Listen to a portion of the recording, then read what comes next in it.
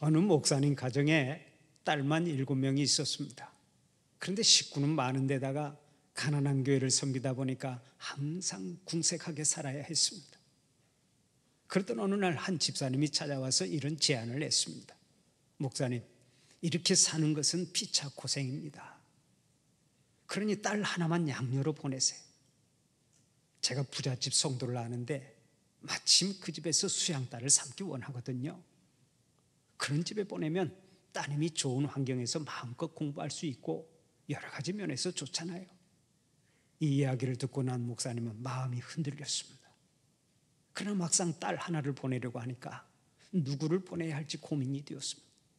고민에 빠진 목사님이 잠시 후에 이렇게 말했습니다. 집사님, 오늘 하루만 시간을 주십시오. 제가 집에 가서 제 아내와 상의 좀 하고 내일 답을 주겠습니다. 그날 밤에 목사님과 사모님이 이부자리를 펴놓고 어떤 딸을 보내야 하나 하면서 진지하게 대화를 나눴습니다. 그런데 여러분, 이 두 사람이 뜨거운 눈물을 흘리며 밤을 꼬박 새고서 내린 결론이 무엇인 줄 아십니까? 7명의 딸이 있지만 그 어떤 딸도 못 주겠다는 것입니다. 그 이유가 이렇습니다. 우선 첫째 딸은 살림 미천이라서 못 주고, 둘째 딸은 착하기가 그지없어 아까워서 못 주고, 셋째 딸은 손도 안 보고 데려간다고 하니까 아까워서 못 주고, 넷째 딸은 아빠를 꼭 빼닮아서 못 주고, 다섯째 딸은 영락없는 엄마라서 안 되고, 여섯째 딸은 몸이 약하여 불쌍해서 안 되고, 마지막 7째 딸은 막내라 귀여워서 안 된다는 것이었습니다. 딸이 7명이나 되지만 1명도 줄 수 없다고 했습니다. 바로 이것이 우리 부모의 마음이죠. 이 땅에 사는 대다수의 부모는 이렇게 자식에 대해서 애틋한 사랑을 가지고 살아갑니다. 그러나 자식은 그렇지 않습니다. 부모의 사랑을 알고 그 사랑에 보답하는 심정으로 효도를 다하는 자식도 있지만은 부모의 사랑을 망각하고 불효하는 자식들도 많습니다. 오래전 얘기입니다만은 한 여자 집사님이 저를 찾아와서 뜨거운 눈물을 흘리면서 기도를 부탁하더라고요. 자기 아들이 죄를 범해서 경찰에 잡혀가 구속되었는데 어떻게 하면 좋겠느냐는 거예요. 제가 기도를 할 때 얼마나 서럽게 우는지 저도 같이 덩달아서 울었습니다. 자식이 효도하면 부모는 한없이 행복하고 즐겁지만 자식이 불효하면 한없이 슬프고 가슴이 아픈 것입니다. 저는 자식 때문에 속이 상해서 상담을 요청하는 성도들의 얘기를 들으면서 종종 이런 생각을 합니다. 현재 이 땅에 79억, 80억 인구가 살고 있는데 우리 하나님께서 이 많은 인간을 만들어 놓고 때때로 얼마나 속이 상하실까? 하나님의 영광을 위하여 지음받은 인간들이 창조주 하나님을 거역하고 불순종하고 하나님이 싫어하시는 일만 골라서 행할 때 분명 하나님께서는 마음이 아프실 것입니다. 그런데 이런 사람들이 지구상에 얼마나 많습니까? 사랑하는 우리 성도들은 하나님의 마음을 아프게 하는 일이 없기를 바랍니다. 날마다 하나님을 기쁘시게 하는 성도들로 살아가시기를 바랍니다. 그러면 우리가 어떻게 살아갈 때 하나님을 기쁘시게 할 수 있겠습니까? 오늘의 본문에서 아주 좋은 모델을 찾을 수가 있습니다. 그 모델이 바로 빌라델비아 교회의 성도들입니다. 초대교회의 역사를 보면 소아시아에 7교회가 있었습니다. 그 중에서 하나님이 가장 기뻐하며 칭찬하신 교회가 있는데 그 교회가 바로 빌라델비아 교회입니다. 빌라델비아 교회 성도들은 하나님 앞에서 큰 칭찬을 받았습니다. 하나님께서 얼마나 기뻐하셨는지 그들에게는 하늘문을 열어놓겠다고 말씀하시고 그 문을 닫을 사람이 없으리라고 약속하셨습니다. 여러분, 천국에 들어가는데 한 사람 예외 없이 당당하게 들어갈 수 있게 되었다면 그보다 더 큰 복이 어디 있겠습니까? 빌라델비아 교회 교인들은 하나님의 마음을 만족하게 했습니다. 하나님을 기쁘시게 했습니다. 하나님의 마음에 꼭 들었습니다. 그래서 칭찬받고 복을 받고 하나님의 영광을 높이 드러냈던 것입니다.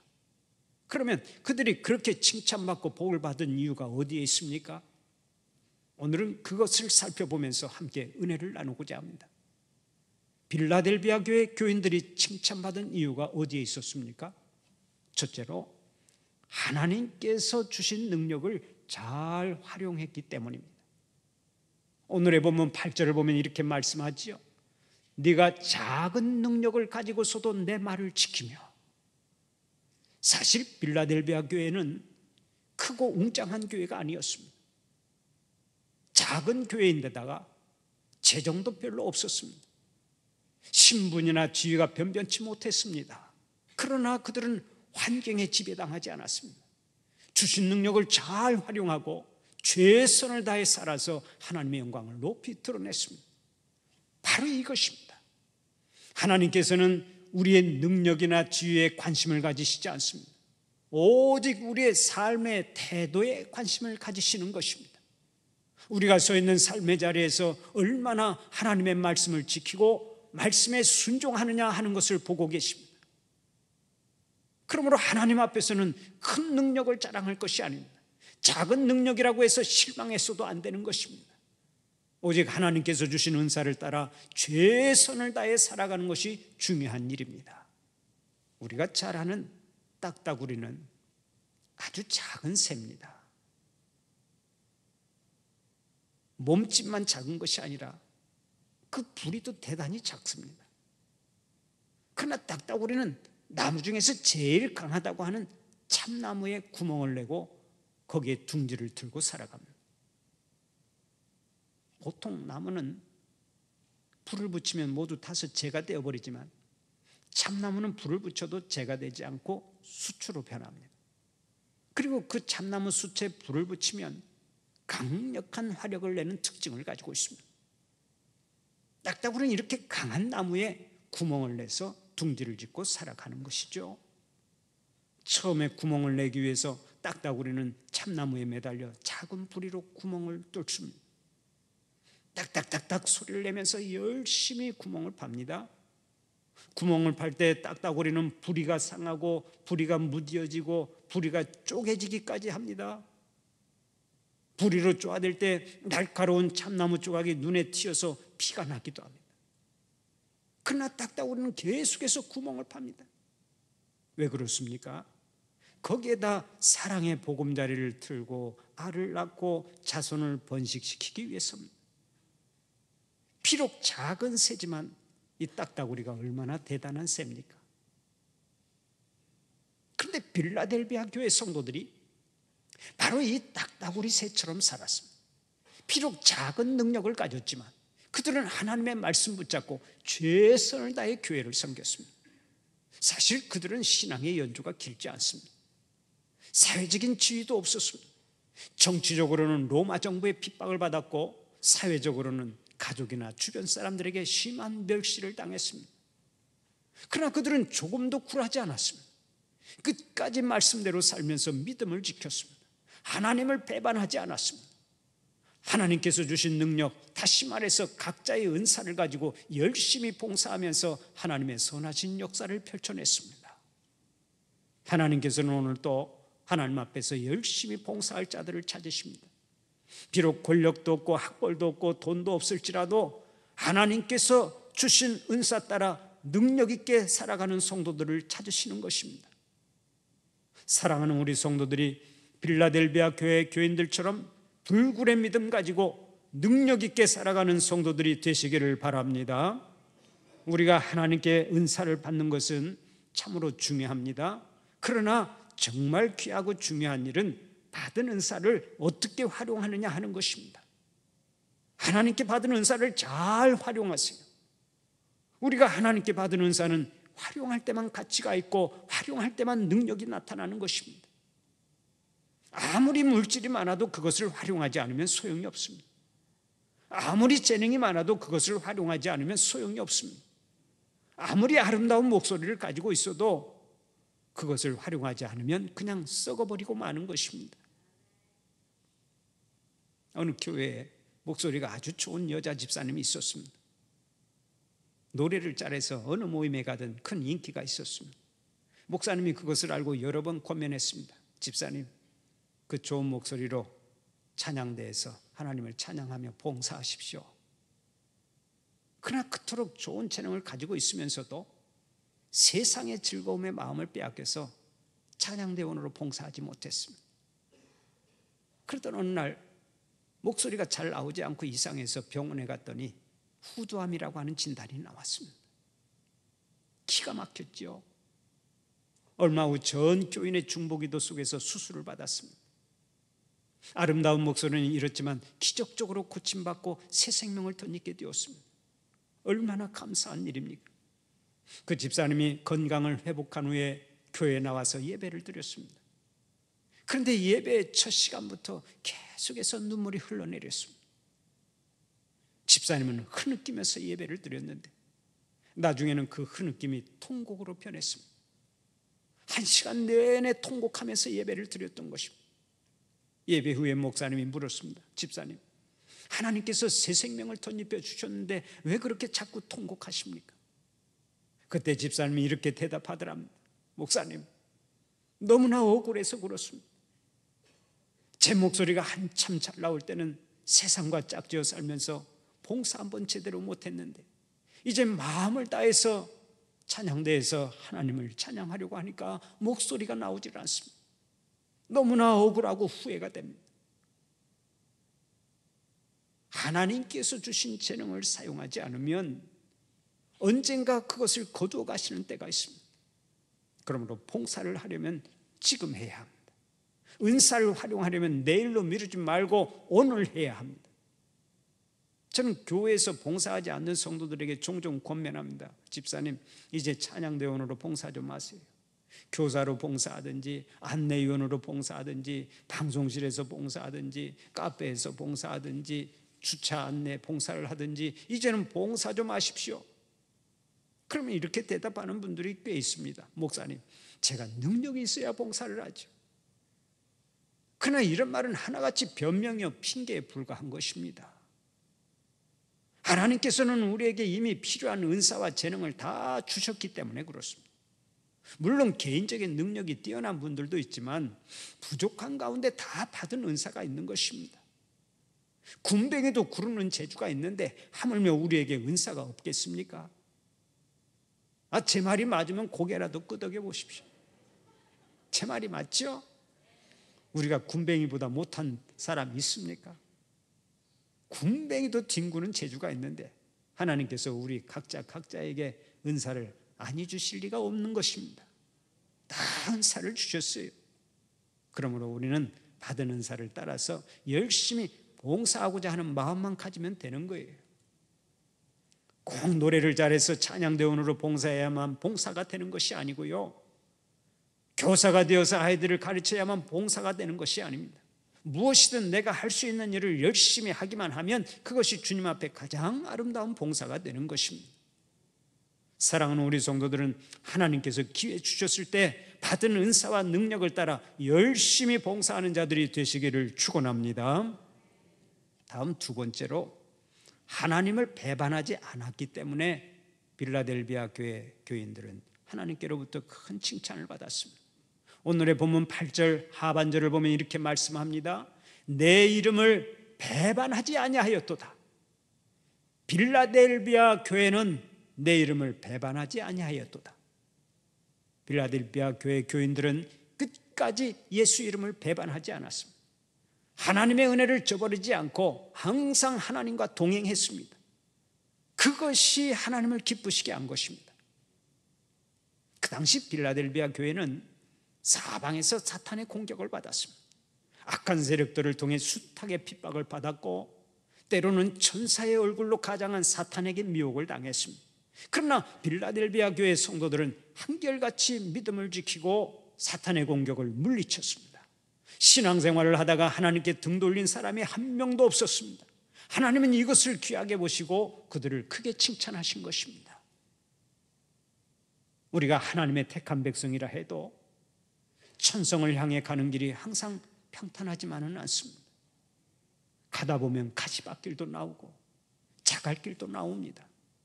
가다 보면 장애물을 만나기도 하고 길이 끊겨서 멀리 돌아가야 하는 경우도 생깁니다. 그러나 길이 아무리 험악해도 하나님을 배반해서는 안 됩니다. 하나님을 배반하면 하늘의 상을 잃어버릴 뿐만 아니라 영원한 실패자가 되기 때문입니다. 성경을 보면 주님을 배반하고 멸망의 길로 갔던 인물들이 몇 명 소개되어 있는데 그 중에 대표자가 바로 가룟 유다입니다. 가룟 유다는 주님의 12제자 중에 한 사람으로 택함 받았습니다. 거기에다가 주님의 신임을 받아서 회개의 직무까지 맡게 되었습니다. 얼마나 큰 사랑을 받은 사람입니까?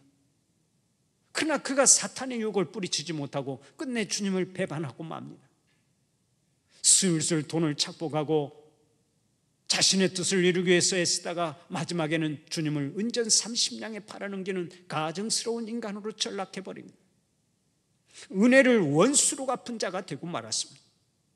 그 후 가룟 유다가 어떻게 되었습니까? 스스로 목을 메어 자살해버렸고 인류 역사상 가장 불행한 인물이 되고 말았습니다. 잊지 마십시오. 주님을 배반하면 반드시 실패합니다. 모든 것을 잃습니다. 주님께 등 돌리고 믿음을 저버리면 영원히 불행한 사람이 되는 것입니다. 그러나 힘들어도 끝까지 믿음을 지키는 자는 주님의 사랑을 받습니다. 주님을 배반하지 않으면 주님도 그 사람을 배반하지 않으십니다. 반드시 높은 곳에 세우시고 영광의 면류관을 씌워 주시는 것입니다. 물론 끝까지 믿음을 지키는 일이 쉽지 않죠. 그러나 믿음을 지키고 주님을 배반하지 않으면 주님께서 반드시 복을 주시고 승리를 주시는 거예요. 그래서 성경은 야고보서 1장 12절을 통해 오늘 또 말씀합니다. 시험을 참는 자는 복이 있나니 이는 시련을 견뎌낸 자가 주께서 자기를 사랑하는 자들에게 약속하신 생명의 멸관을 얻을 것이기 때문이라. 괴로우나 즐거우나 믿음을 지키고 주님과 동행하여 생명의 멸관을 수여받는 여러분들이 되시기를 바랍니다. 마지막으로 빌라델비아 교회는 사탄과 싸워 승리했기 때문에 하나님의 칭찬을 받았습니다. 오늘의 본문 9절 말씀을 보면 이렇게 말씀하죠. 내가 내 환난과 궁핍을 알거니와 실상은 내가 부유한 자니라. 자칭 유대인이라 하는 자들의 비방도 알거니와 실상은 유대인이 아니요 사탄의 회당이라. 빌라델비아 교회는 사탄과 싸워 승리했습니다. 초대 7교회 중에서 서머나 교회는 사탄의 공격에 넘어졌지만 빌라델비아 교회는 사탄의 괴계를 물리쳤습니다. 그래서 하나님은 기뻐하셨고 그들에게 이렇게 약속하셨습니다. 앞으로도 사탄의 세력들은 너희들 앞에 무릎을 꿇게 되리라. 하나님은 사탄과의 싸움에서 이긴 자를 기뻐하십니다. 이긴 자에게 복을 주십니다.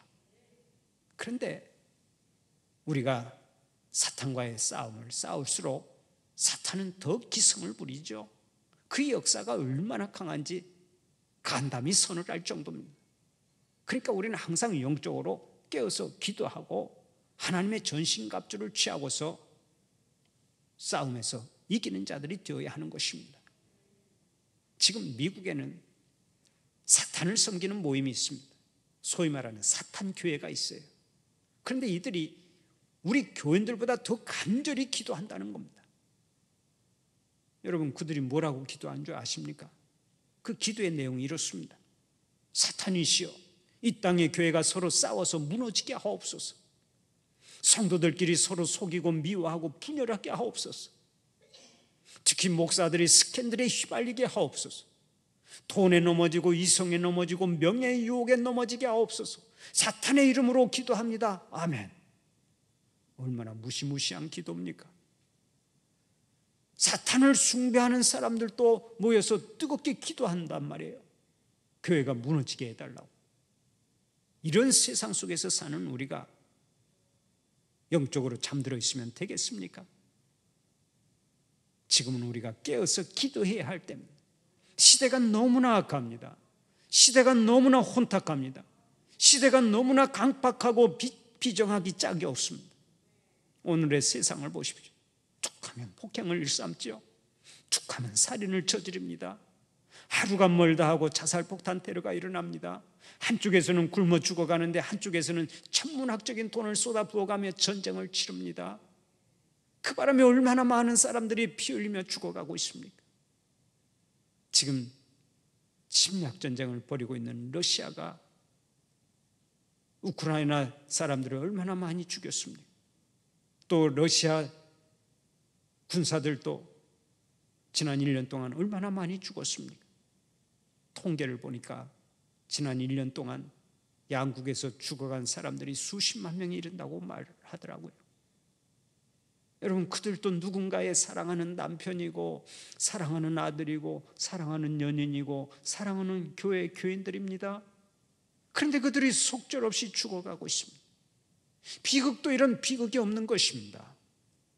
그뿐 아닙니다. 우리가 사는 세상은 날이 갈수록 성적인 타락이 깊어가고 가정은 뿌리채 흔들립니다. 쭉 가면 가정폭력과 아동학대로 비극이 끊이지 않고 있습니다. 동성연애가 만연하고 동성결혼의 합법화를 주장하는 사람들은 갈수록 늘어가고 있습니다. 여기에다가 교회는 교회대로 빛을 잃어가고 있습니다. 사회가 아무리 어두워져도 교회만 깨어있으면 그래도 소망이 있는데 오늘의 시대는 교회마저도 빛을 잃어가고 있습니다. 이렇게 되니까 지금은 세상 사람들이 교회를 염려하고 있다는 말이 들립니다. 교회가 세상에 대해서 염려를 하고 세상을 위해서 기도해야 되는데 오히려 세상의 교회를 염려하고 있으니 비극도 이런 비극이 없는 것입니다. 지금은 교회가 본질을 회복해야 할 때입니다. 교회가 빛으로 살아야 합니다. 교회가 소금으로 살아야 합니다. 예수의 향기로 살아야 합니다. 예수의 편지가 되어 살아야 합니다. 교회가 거룩성을 회복해야 됩니다. 모든 이들의 구원의 통로가 되어야 합니다. 특별히 영적으로 깨어 있어야 될 줄로 압니다. 사랑하는 우리 성도들은 영적으로 깨어있는 자들이 되시기를 바랍니다. 하나님의 말씀 붙잡고 살아서 사탄의 세력과 싸워 이기는 자들이 되시기를 바랍니다.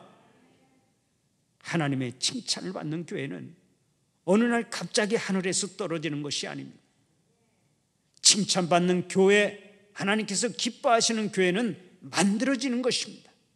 주님의 몸된 교회를 섬기는 우리 한 사람 한 사람이 좋은 교인이 되면 우리 교회는 자연스럽게 칭찬받는 교회가 되고 소문이 좋은 교회가 되고 하나님께서 기뻐하시는 교회가 될 줄로 믿습니다. 우리 교회가 빌라델비아 교회 교인들처럼 하나님께서 주신 능력을 잘 활용하고 믿음을 지켜서 하나님의 나라를 크게 확장시키고 하나님께서 크게 기뻐하시는 교회가 되시기를 간절히 축원합니다.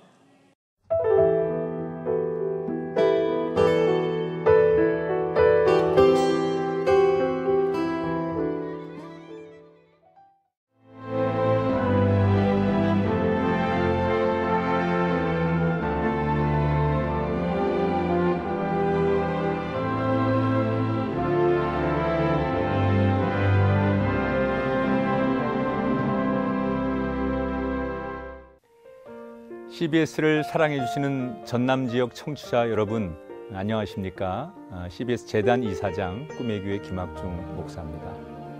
여러분의 사랑과 관심 덕분에 전남 CBS가 순천시 장천동에 새로운 사옥을 마련하게 됐습니다. 이 방송국 사옥이라는 것은 단순히 건물을 짓는 의미에 지나지 않습니다.